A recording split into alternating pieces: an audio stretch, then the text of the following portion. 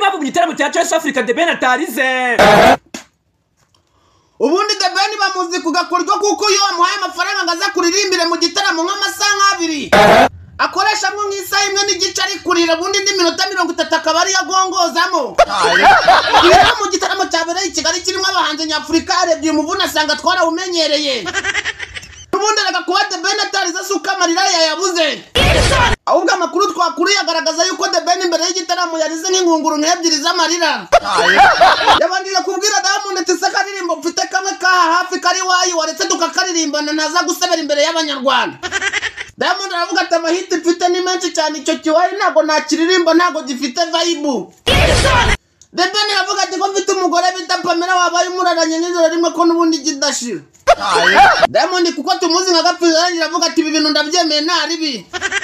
Ariko umuhungu wacu yarayabyineka koko. Aho yahatakarije